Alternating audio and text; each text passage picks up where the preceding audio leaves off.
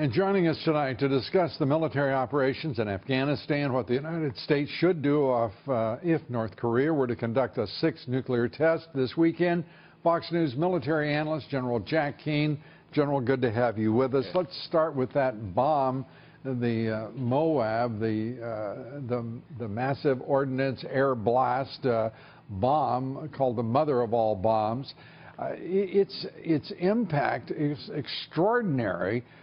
Never used before, and it looks like it's the choice to use it now was at the perfect time and the perfect place. Yeah, it's a nasty bomb, Lou. It obviously has a tremendous blast effect, but it's got incendiary fuel as well, and that goes into these caves and tunnels.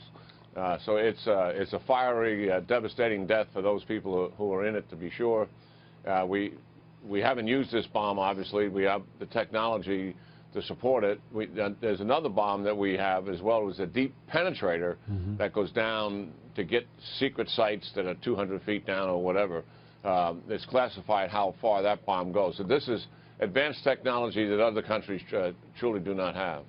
And this not only, of course, devastating to the Islamic State, and I would think would put Pakistan on notice as well that refuge is no longer going to be permitted.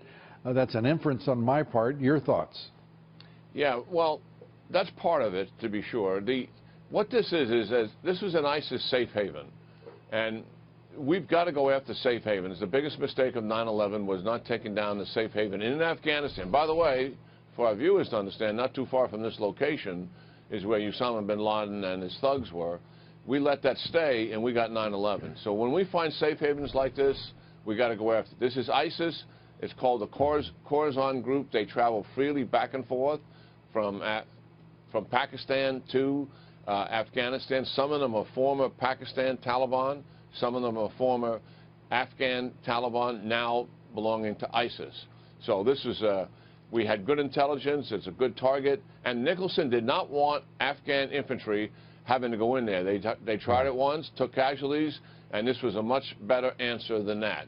So his message was to destroy ISIS. Other people certainly seeing the weight of military power by the United States get other messages from it, to be sure. The rhetoric, however, from North Korea rising, it is more bellicose, if anything, more threatening. How is there a red line here? If Kim Jong-il is to set off a sixth nuclear test, are there to be repercussions? What will occur? There'll be no military repercussions for that. That'll be number 6. We've endured 5 before that. Right. A lot of the language, I think, is leading up to him doing something like that. The aircraft carrier and the strike force that's there, it's largely there to really reassure our allies, the South Koreans and the Japanese, that we do have their back. The administration wants to send a loud signal. Vice President Pence going there for the same reason. There's political instability in South Korea. We're a little worried about it. We had a president there who was corrupt but strong on North Korea and strong on defense. We're likely to get another president that's hopefully less corrupt, but we believe it's going to be not as strong on defense and not as strong on North Korea. So part of this is strengthening the spine of the South Koreans as well.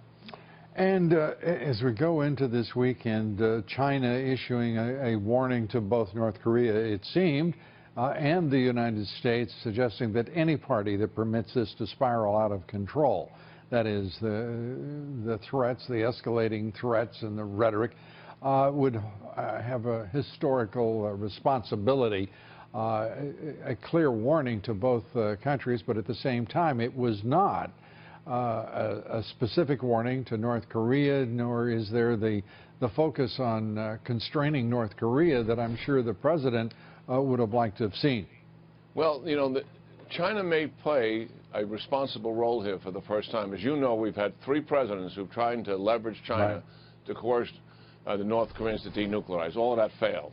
But on Wednesday night, President Xi called our president, spoke for an hour, takes a little time going through interpreters, and he told our president, as a follow-up to the Mar-a-Lago bilateral discussions they had, something that was pretty stunning. He said, I'm willing to move and take some action to help to denuclearize North Korea.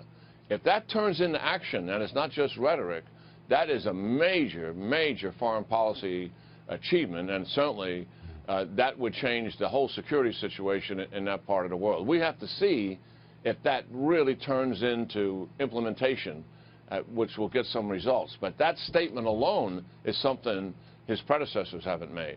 All right. And as you say, now all that has to happen is it be turned to action, and that we'll know in relatively short order, it seems, given the way things are going between North Korea and the United States right now. General Jack Keane, as always, great to have you with us. Thanks. Good talking to you, Lou.